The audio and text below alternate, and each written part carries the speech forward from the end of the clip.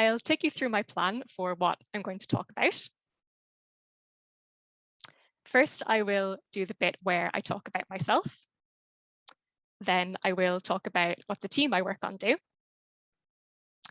I will also give you a bit of background about what a PD model is, in case there are people here who don't know that. My first essential aspect of model monitoring is data quality. Then I will talk about overrides. The third section is population stability.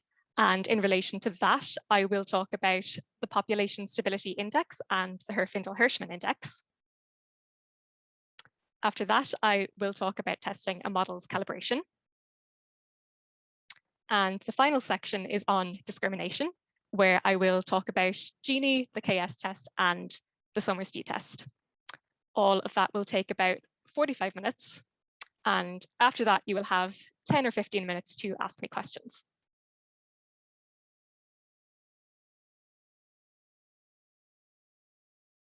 As Alessandro was saying, I am a senior model analyst on the Wholesale IFRS 9 and IRB modeling team, which is within Decision Science Group Risk at Bank of Ireland. I have titled this slide my career so far, because I'm still really only at the start of my career, and I'm hoping I will have lots of exciting things to add to this timeline in the future.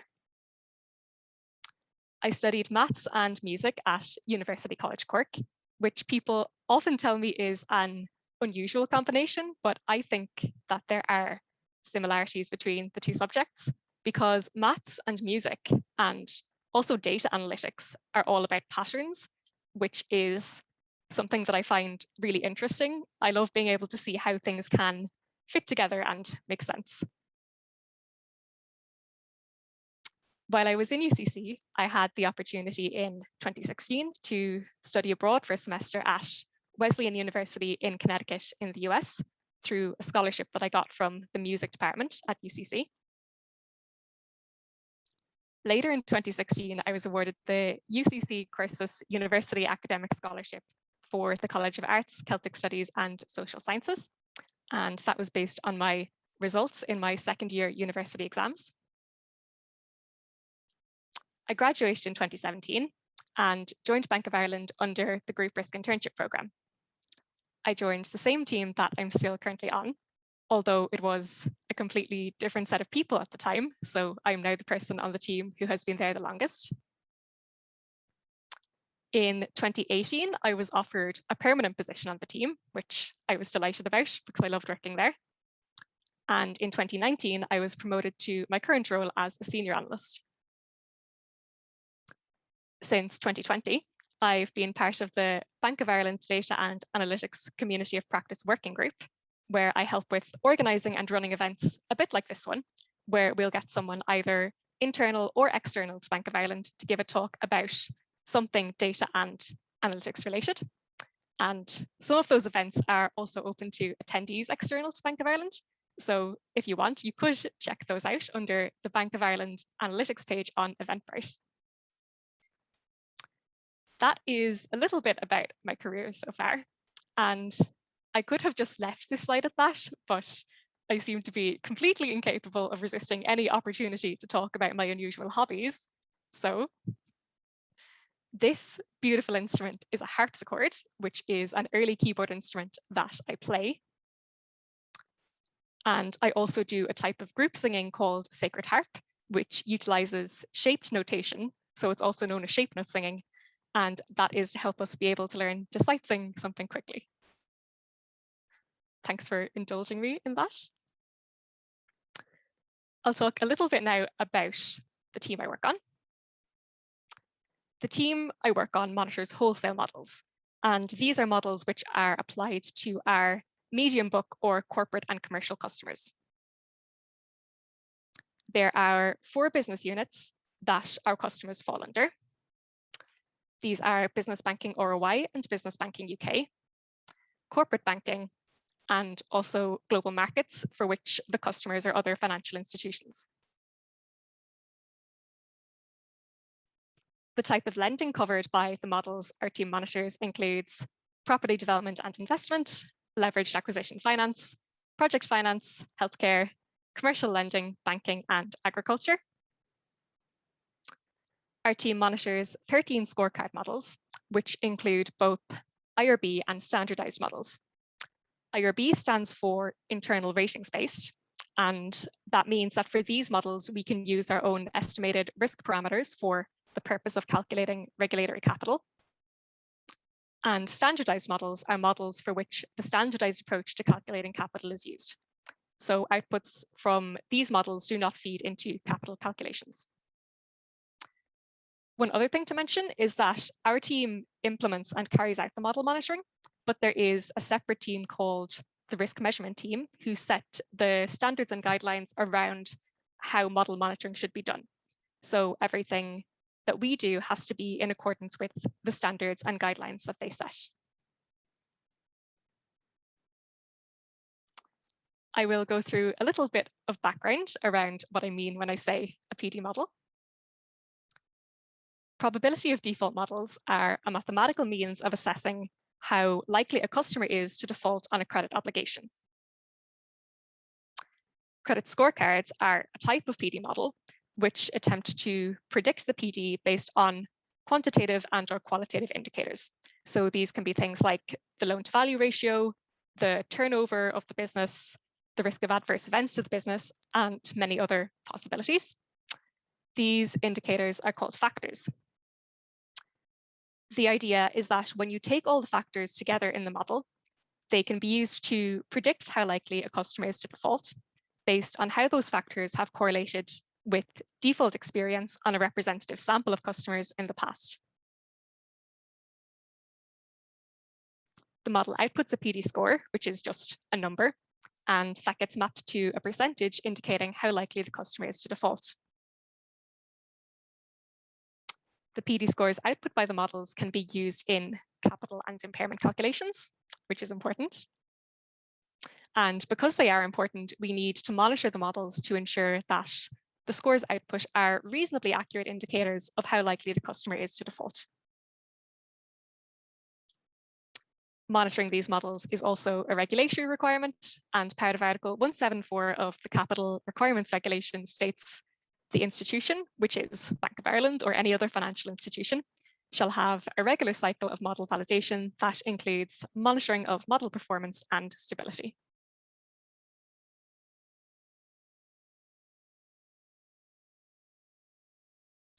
The first aspect of model monitoring that I'm going to talk about is data quality. You are all data people, so I'm sure you already know this. But if the data you are inputting into your model is poor quality, then the output from your model is meaningless. Garbage in, garbage out is what we say.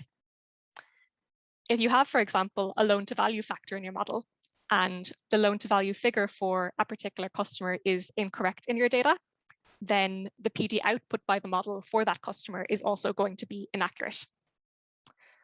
Because of that, there are a number of fairly basic checks that can be done to ensure that the data is of good quality. You can look at, are there missing values in the data? In particular, if there are a lot of missing values, then that is a lot of information that is not available to inform the final PD. Are there outliers in the data? This is important because outliers are potentially incorrect values, not always, but potentially. Has the deal been through a credit review recently? Because if not, then the information feeding into the model is potentially out of date. Related to that is whether the deal is due to go through a credit review in the relatively near future. And that is to make sure that the data remains up to date for future instances of performance monitoring of the model. Another question to ask is, if a deal has defaulted, is it being marked as a default on all of the information systems? Because if not, then maybe it's not a valid default, and maybe we shouldn't be counting it as a default in our statistical tests. I will come back to overrides in a moment, but basically an override is where the relationship manager, so the person responsible for managing a customer's account, decides that perhaps the PD shouldn't be 2% as the model is saying, it should actually be 3% or 5%. And if they're changing the PD in that way, there has to be an appropriate rationale in the data for them doing so.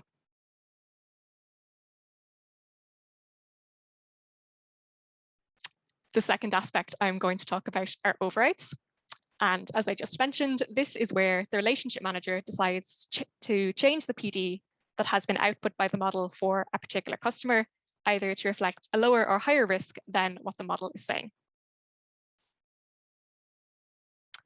If all our models were perfect, which obviously isn't possible, then overrides wouldn't be necessary.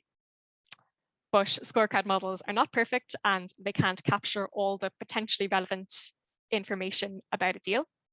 So if the relationship manager observes something that is not being captured by the model to indicate either a lower or a higher risk of default than what the model is saying, then they may want to change the PD.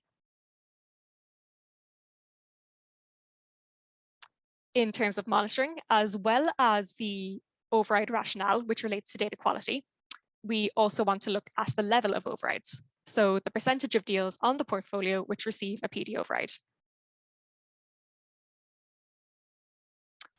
Ideally, overrides are an exception, and we would hope that there is a low level of them, because in general, we would hope that for most cases, the model is pretty good at predicting the likelihood of default. So if there are a lot of overrides, this can indicate that maybe there is something the model is missing, maybe a different factor or a different set of factors that need to be included in the model that are not there currently.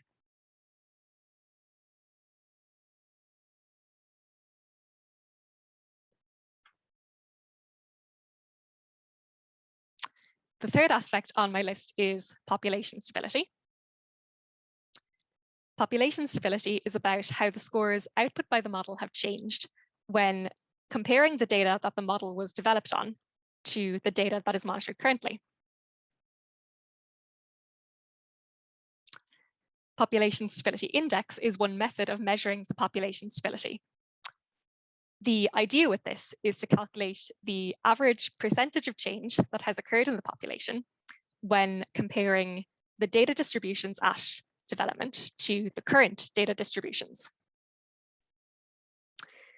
If there hasn't been a lot of change in the population since the model was developed, then this can be a good thing because the model is more likely to work on a population that is similar to the population it was developed on.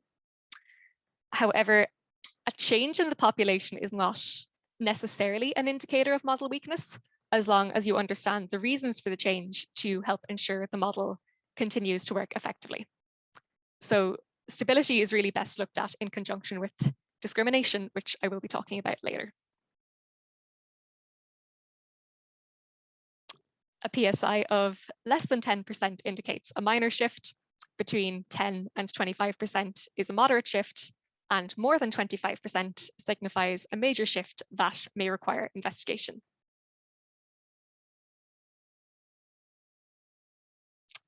This is the formula for calculating the PSI shift for a particular category. So it is the current percentage, meaning the percentage of deals in that category at November 2021, for example, minus the percentage of deals in that category at the time of development, times the natural log of the current percentage over the base percentage. And I will show you an example of that now.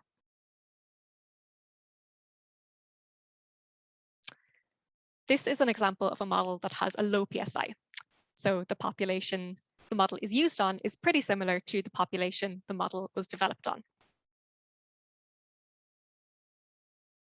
If you look at the 100 to less than 200 points category, which I've highlighted, you can see where I've input the different figures into the formula. So 10% is the base percentage, meaning 10% of deals had between 100 and 200 points at the time of development. 9.25% is the current percentage, so 9.25% of deals have between 100 and 200 points now. And when you input these into the formula, the final PSI for that category works out at 0.06%. Then you do the same for all the other categories. And the final PSI in this case is 0.13%, indicating a minor shift. I am assuming most people here are into numbers and formulas and all that, but if you're not, you can also see intuitively that you would expect the PSI to be low. As for all of the categories, the base and current percentages are only slightly different. So the base percentage is 10% for each category, and the current percentage is about 10% for each category. I have a second example where the PSI is higher. It's the same thing, so I won't go through this one in detail. But in this example, you can see that there has been a lot more change, particularly in the green highlighted buckets. And the final PSI works out at 55%.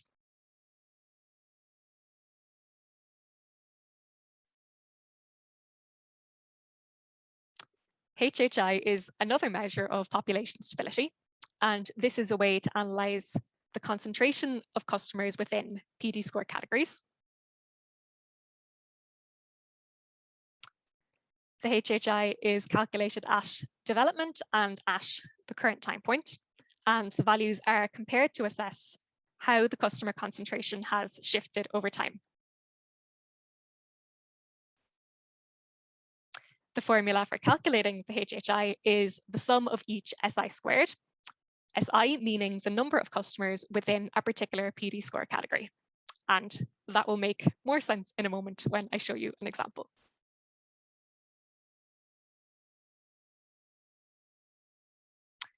This is an example of a model that has a low HHI difference. So the customer concentration is pretty similar at development and at the current time point. The base HHI is adding up the sum of each base percentage squared.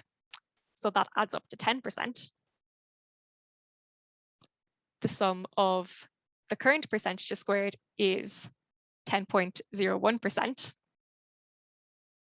And so the result of the test is 0.01%, indicating a minor shift in customer concentration.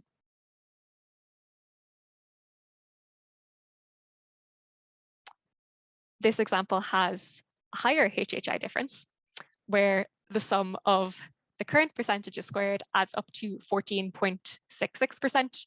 So the difference is 4.66%.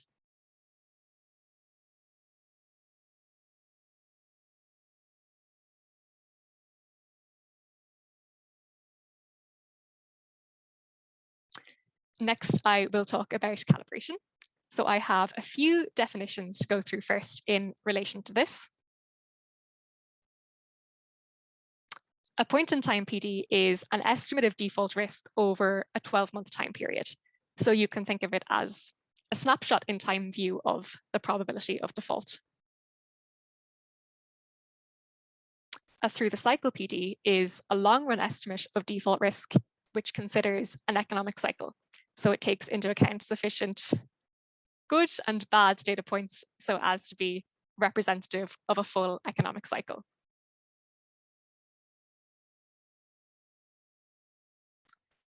The long-run average default rate, or central tendency, is the average default rate over an economic cycle, which is a period of about 19 or 20 years. And model calibration to a through-the-cycle philosophy is the process of adjusting PDs so that the average through-the-cycle PD for a portfolio matches to the central tendency.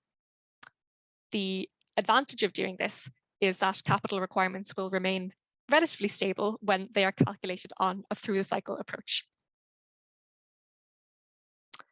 In terms of monitoring then, the appropriateness of the central tendency is what is tested when we talk about calibration tests.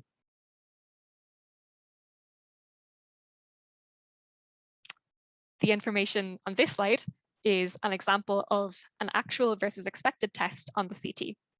So it is a comparison between the time series behind the CT that is implemented, which you can think of as the expected CT, and the CT resulting from an updated time series where more recent default data is used, which you can think of as the actual CT.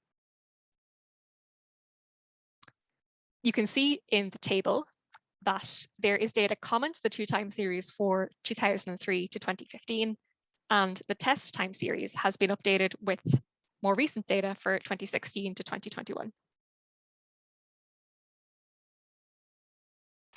The test CT is 2.44%, which is lower than the implemented CT of 2.53% in this example, which suggests that there will be sufficient capital held when the calculations are based on the implemented CT.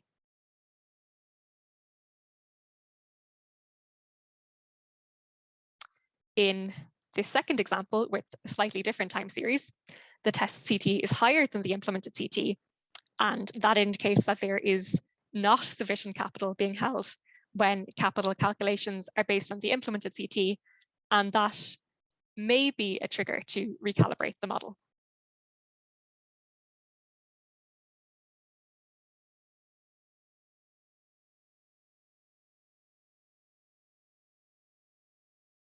The final aspect I've got is discrimination, and it will take me about 20 minutes to talk through this one. The picture of the lamp was one of the results that came up when I Googled images for Gini, and it took me a second to realize why, because it's not the same spelling as the Genie from Aladdin, but I thought it was funny, so I included it. The discrimination ability of a model refers to how well the model can predict which customers will default on their credit obligations. Gini is one measure of the discrimination ability of the model, and it refers to the ability of the model to rank order customers by default risk.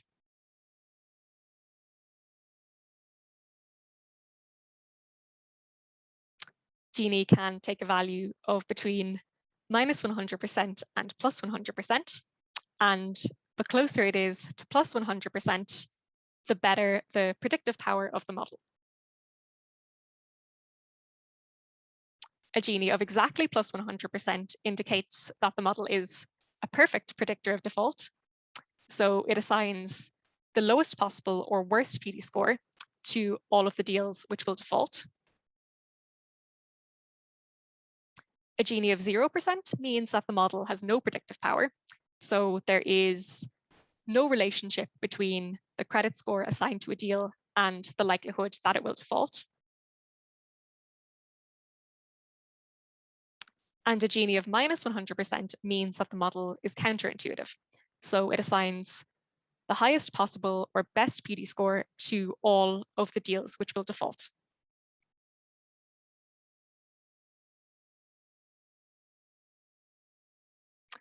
I have an example here of a Gini calculation. The cumulative values in the table refer to the percentage of deals that have been accounted for by the time a certain PD score has been reached. So for example, the cumulative total figure for a PD score of 350 is 53.11%, and that's highlighted in green. And that means that 53.11% of deals were assigned a PD score of 350 or lower.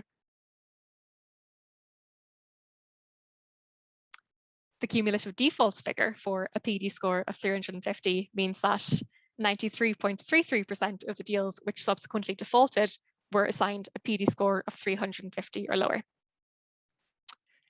So looking at that, you can see that between 100 and 350 points, 93%, so nearly all of the defaults have been captured. And that means that the model is mostly assigning low PD scores or bad credit scores to deals which will default, which is what we want it to do. So intuitively, you would expect that the Gini will be reasonably high in this case. In the graph then, the blue line is called the lift curve, and that is the cumulative defaults against the cumulative total for this model. The red line is the graph of a model with a Gini of 0%. So a totally random scorecard in which there is no relationship between the PD scores assigned and the likelihood of default. And the green line is the graph of a perfect model with a Gini of 100%. To calculate the Gini for this model, you express the area of the triangle that is created by the red and green lines that lies between the lift curve and the diagonal, so between the blue line and the red line, as a percentage of the area of the entire triangle. The Gini in this case is 60.10%, and you can see that the blue striped area is taking up about 60% of the whole triangle.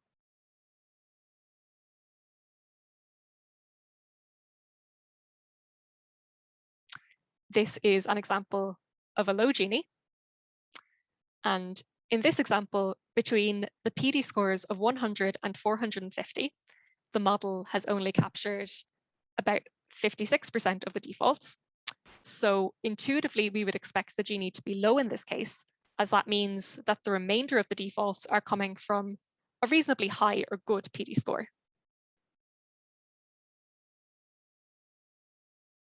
As with the last example, the Gini is calculated by expressing the area of the graph between the diagonal and the lift curve, so between the red line and the blue line, as a percentage of the total triangle. But in this case, any blue striped areas lying below the diagonal are considered as negative area and are subtracted from the positive area above the diagonal in order to arrive at the final Gini, which in this case is 7.93%.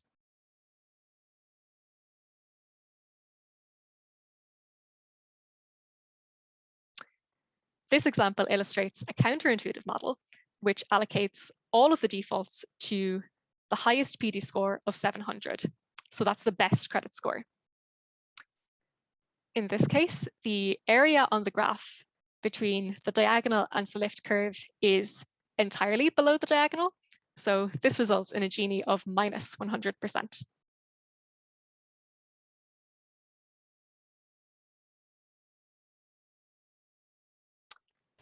KS is another method of measuring the discrimination ability of a model, i.e. how well the model can predict which customers will default. The KS is the maximum vertical distance between the cumulative distributions of defaults and non-defaults. And it will be a lot easier to picture what that looks like in a moment when I show you an example. The higher the KS, the better the discrimination ability of the model. A KS of 0% means that the model has no predictive power. So in every PD score band, the percentage of all defaulted customers is equal to the percentage of all non-defaulted customers.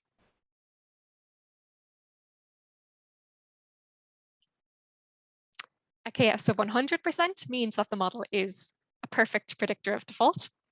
And in this case, there exists a PD score band in which all of the defaults and none of the non-defaulted customers lie.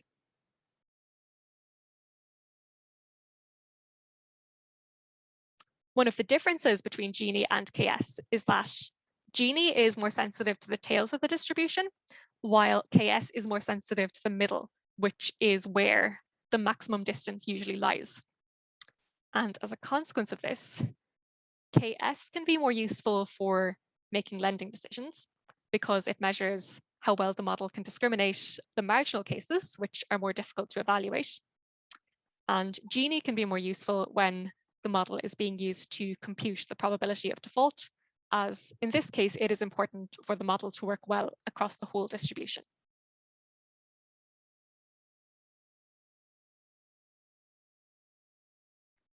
In this example of a KS calculation, the greatest difference between the cumulative non-defaults and cumulative defaults occurs when the PD score is 350. The difference between cumulative non-defaults and cumulative defaults at this point is 77.33% minus 11.11%, which is 66.22%. So this is the value of the KS statistic.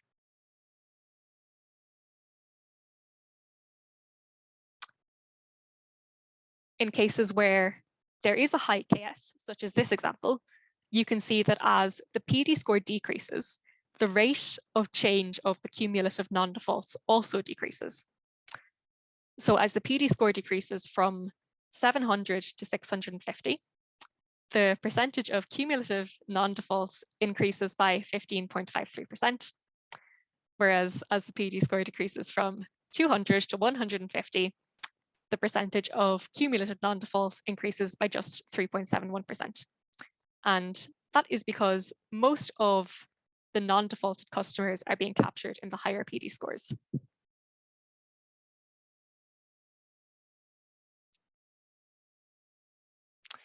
It also works the other way around. So as the PD score decreases, the rate of change of cumulative defaults increases. So as the PD score decreases from 700 to 650, the percentage of cumulative defaults increases by just 0.45%, whereas as the PD score decreases from 200 to 150, the percentage of cumulative defaults increases by 77.22%. And that is because most of the defaults are being captured in the lower PD scores.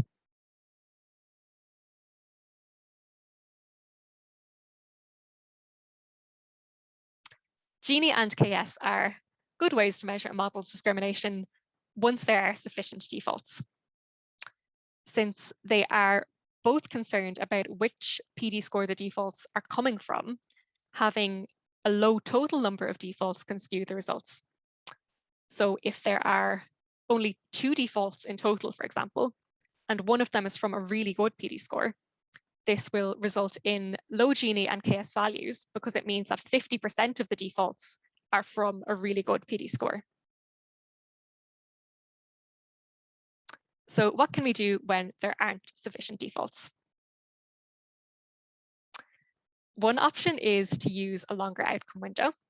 So generally PD refers to the probability of default within the next 12 months, but using a longer outcome period can lead to a more robust number of defaults on which to perform the calculation. Another option is to use looser default criteria for the purpose of the calculation. For example, instead of considering only customers who are 90 days past due on their payment as defaults, you can reduce that to 30 days past due. Another option is to use stacked samples. So you can stack more than 1 year of default data and calculate the Gini based on that data set. And if none of those are options, you can also use the Summers-D statistic as an alternative measure of discrimination. And I will talk about that now. Summers-D is used to measure the rank ordering power of a model, or the ability of a model to correctly order customers by risk. It measures the relationship in terms of correlation between 2 columns of data, and I will explain that a bit more in a minute. Similarly to Gini, Summers-D can take values in the range of -100% to +100%. And the closer the Summers-D is to +100%, the better the rank ordering power of the model.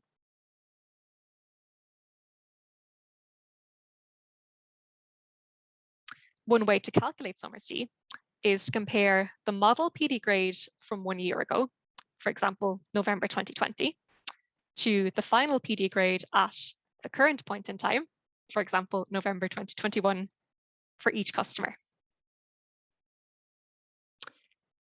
The model PD grade is the PD that is output by the model. And the final PD grade is the PD that takes overrides into account. So at a particular point in time, it is probably the same as the model PD in most cases, but it may also have been overridden by the relationship manager. Summers-D is calculated using this formula, which is the number of concordant pairs minus the number of discordant pairs divided by the number of concordant pairs and the number of discordant pairs and the number of tied pairs. And I will explain what all of that means.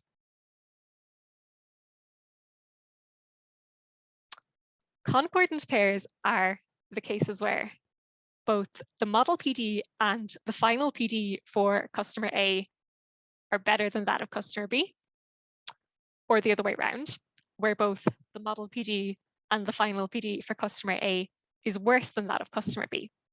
So it's where you're comparing your 2 customers and the model PD and the final PD are going in the same direction.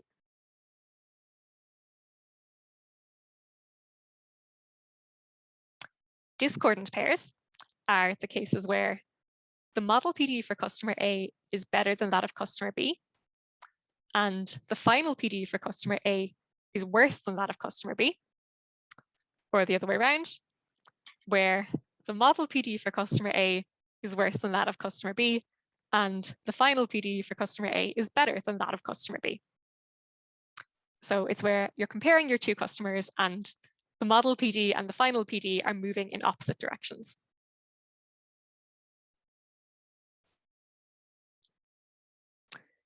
Tied pairs are the cases where the model PD for customer A is the same as that of customer B, and or the final PD for customer A is equal to that of customer B.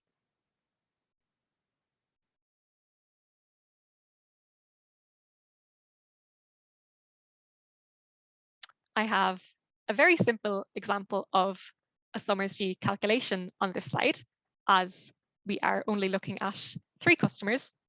Obviously, in real life, our portfolios have a lot more than 3 customers on them, but we would be here all day looking at this if I was to use many more than 3, as we have to compare each customer to each other customer for this calculation.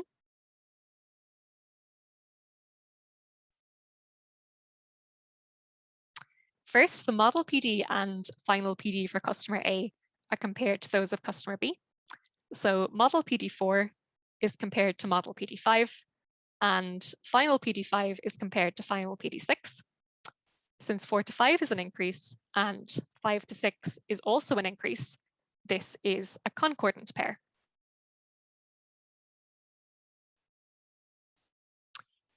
Then the model PD and final PD for customer A are compared to those of customer C. So model PD4 is compared to model PD6, and final PD5 is compared to final PD7. Since 4 to 6 is an increase and 5 to 7 is an increase, this is another concordant pair.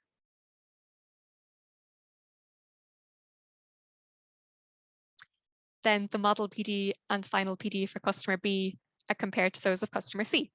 So model PD5 is compared to model PD6, and final PD6 is compared to final PD7. Since 5 to 6 is an increase and 6 to 7 is also an increase, this is a third concordant pair. We have 3 concordant pairs, no discordant pairs, and no ties. So the Summers D is 100%. So you can see that if the model PD and the final PD are aligned in exactly the same order, as in this example, then the resulting Summers D is 100%. And I'm sure you can see as well that if they are aligned in exactly the opposite order, then the resulting Summers D is minus 100%. I have one more example. Again, first, the model PD and final PD for customer A are compared to those of customer B. So model PD4 is compared to model PD6, and final PD5 is compared to final PD6.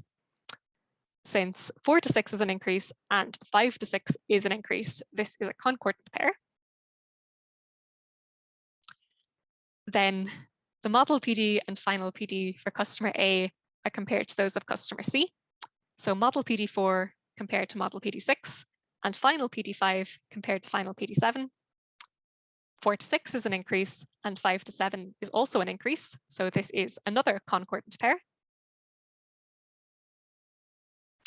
And then the model PD and final PD for customer B are compared to those of customer C. So model PD5 is compared to model PD6, and final PD7 is compared to final PD6.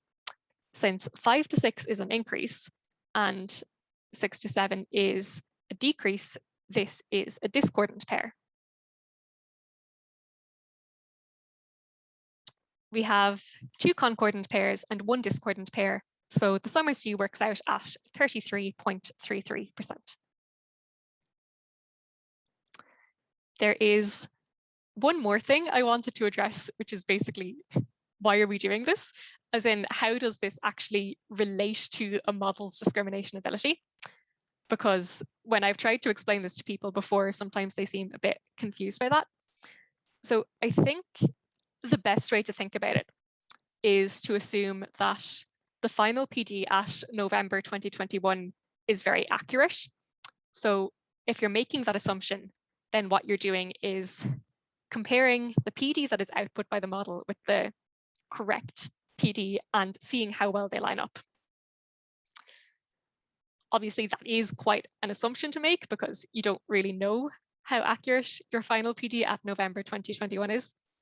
And that's one of the reasons it is preferable to use Gini or KS if you can, if there are enough defaults.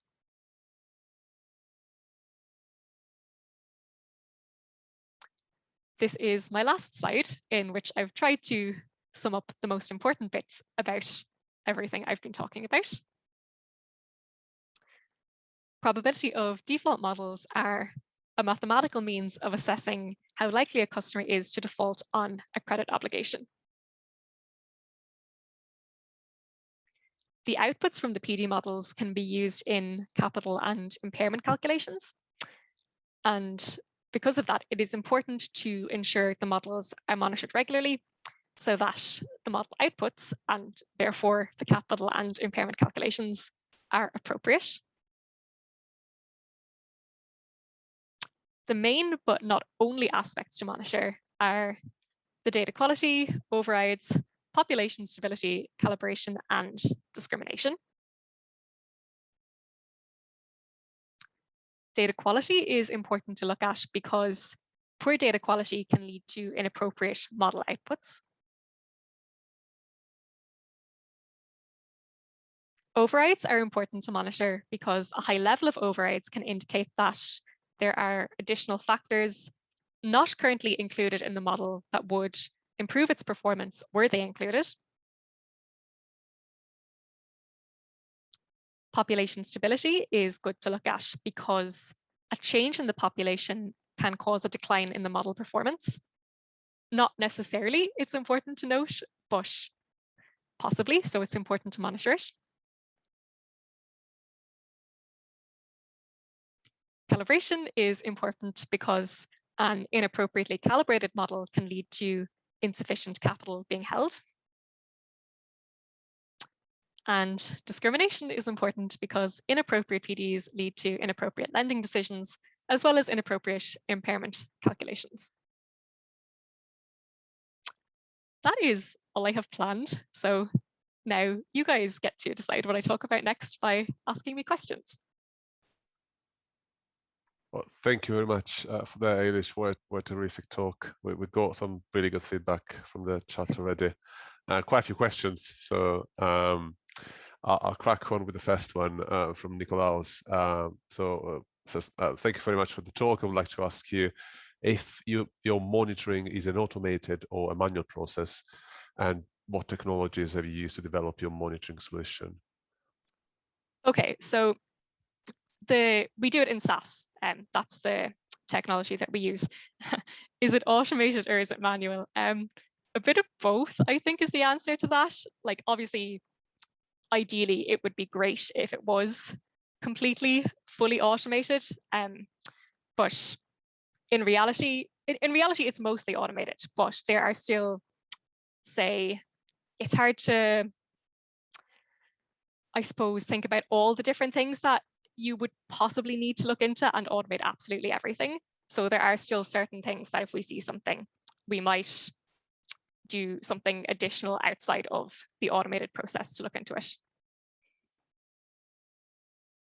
Thank you very much for that, Ailish. The next one is from Seamus. Can you talk more in detail about what type of information about customer is used as a factor in models, and then what type of information is used to consider an override in contrast? Okay, so the factors can be quantitative or qualitative. So I think some of the ones I mentioned were loan to value, risk of adverse events, turnover. So really, I suppose any kind of like financial information can be considered as like a quantitative factor. I know I'm being a bit vague in my answer to this because I don't want to give away any kind of like confidential information. So like it depends on the model, I suppose, what factors would be considered. So when the model is being developed, you would look at statistical tests to see how well each different factor kind of correlates with default experience, and as well as statistics, you have input from the business to see what they think is important to be included in the model. So yeah, was there a second part to that question as well? Yes. So what in contrast, so what sort of factors do you look at when you consider a manual override, if there are different factors that you look at? Yeah, well, I suppose it's just any kind of financial information or non-financial information that is not kind of included in the model. Yeah, to be honest, I probably don't know like a really good answer to that because I'm not a relationship manager, so I don't actually do the overrides. But like, I suppose it's anything that you could potentially consider as a factor in the model, but it's not actually there, if that makes sense. Cool, thank you for that. The next one is from Jamie. Again, Ailish, good talk, thanks. Where your population stability moves to a value you're not happy with, what do you do next? Well, I suppose you'd kind of look at it really in conjunction with the discrimination, because if your population stability has moved, but your discrimination results still indicate that the model is able to accurately predict the PDs, then you may not need to do anything. So there are actually different weightings applied to the different tests, which are set by the risk measurement team to determine their importance. So if population stability is the only thing that is, like, say, wrong with your model, then that's not necessarily a worse thing. Like, it doesn't necessarily mean that you need to redevelop the model or anything like that. Cool, thank you for that. The next one is from Justin. Great talk, very well structured and easy to follow along. Was there quite a substantial PSI shift pre and post-COVID? Oh, I can't really answer that. Like, I'm scared to give away anything that's like confidential. So sorry, I have to skip that one. Sorry, Justin. No worries, I'm sure that Justin understands. The next one is from Amit. Hi, thanks for the session. Could you provide more information on how capital calculation is calculated for standard models if they don't use the PD models output? Ooh, okay, so for the standardized models, unfortunately, I'm not sure I know the answer to this one. Yeah, sorry, it's not something I really, like, I'm not kind of directly involved with the capital calculations. Like, there are kind of a few different inputs into that. So actually, yeah, I'm not really sure how the standardized ones work, if there's just like kind of a set figure, or yeah, sorry, I'm not really sure on that one. No worries at all. The next one is from Seamus again. To what degree do your models try to take into account national level risks when calculates the possibility of default by a customer, such as recession, Brexit, new COVID lockdowns, etc.? Okay. So just trying to think of a good way to answer this one. So for our scorecard models, I suppose they don't really take that stuff into account, because they're kind of like, they're just developed and then that's kind of the way they are. And the PDs are output from them and we monitor them.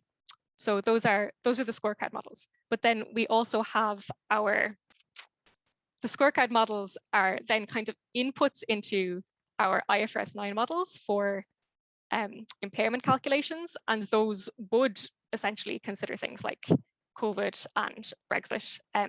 So we would have forward-looking information, so predictions of future macroeconomic conditions that would also be inputs into those models. So that's how, yeah, things like COVID, Brexit, and other things would be taken into account like that. Cool, thank you very much.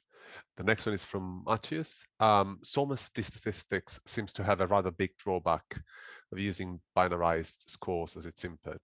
What are the reasons for not using raw outputs of the logistic regression model and a continuous metric like a log loss? Well, the way we monitor our models is, like I was saying, it has to be in line with what is the tests that are set by the risk measurement team. So maybe it's really a question for them. We are just kind of told, yeah, more or less, I suppose, like these are the tests that you have to do and we implement them. So yeah. And then the next one is from Alexander. In Ireland, do we have availability of database of fraudsters or defaulters, such as CIFSA in the UK? I don't know. Sorry, could you repeat that one again, Yeah, of please? course. No worries. So in Ireland, is there availability of a database with fraudsters and defaulters information, such as the CIFSAS that we do have in the UK? Oh, I'm actually not sure on that one. Yeah, sorry.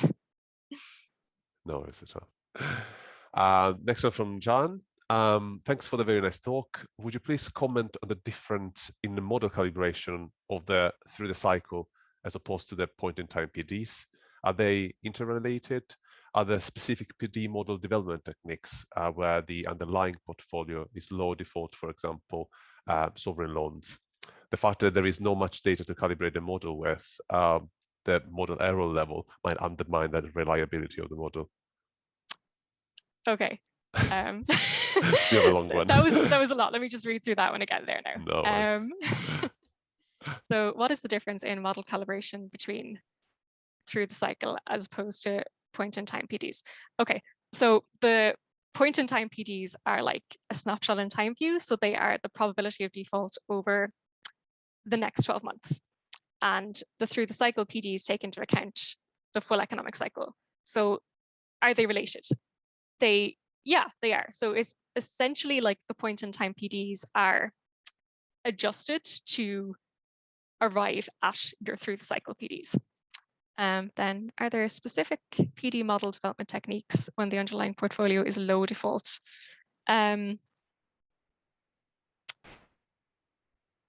Okay.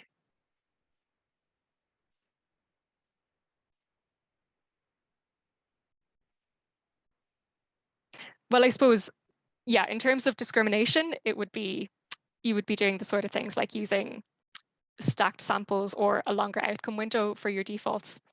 I feel like, did I miss a part of that question, or?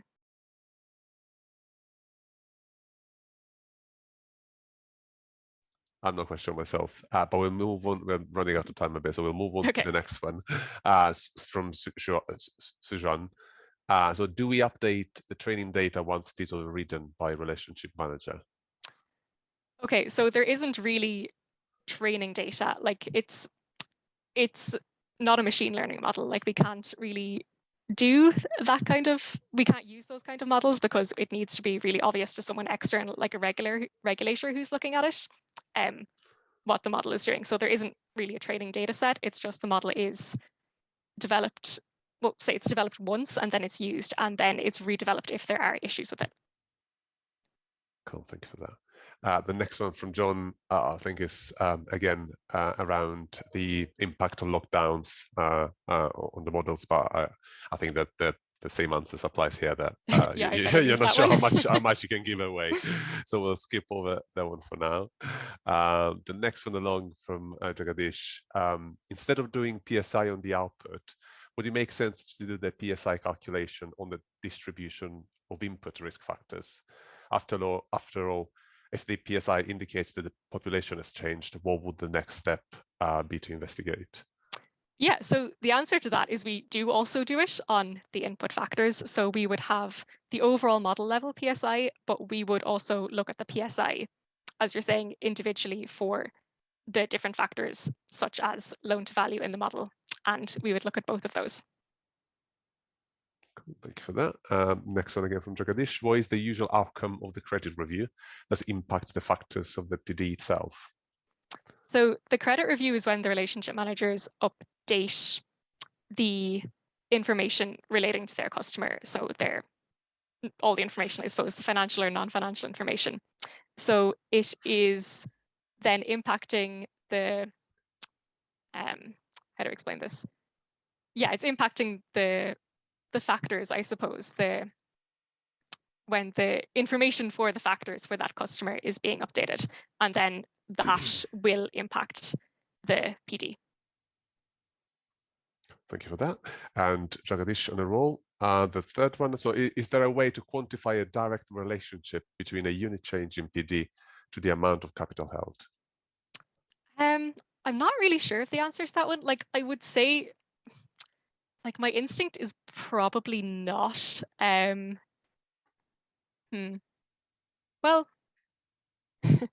I'm not sure. Maybe I shouldn't say that if I'm not actually sure, but I know that there are like different kind of inputs. It's not just the PDs that go into capital. So yeah, second thoughts, let me change my answer to that. Yeah, you probably could quantify it, but I'm not sure like if it's a very small impact on PDs that are being input, it probably wouldn't have much of an overall impact on the capital. Thank you. And the last question from Brand, do you think using a multi-level model across portfolios is a valid approach? I don't know is probably the answer. It's not, I guess it's not the approach that we use. Yeah, not really sure on the answer to that one. No worries. Cool. That was the last question. So thank you very much again, Ailish. Please. Yeah, no, thank you for having me. Thank you to all the attendees for joining us today. Please leave some messages in the chat to say thank you to Ailish for being with us today. And we'll hope to see you in the next sessions that we have planned. But yeah, thank you very much all and have a good rest of the day. Thanks. Cheers. Bye-bye.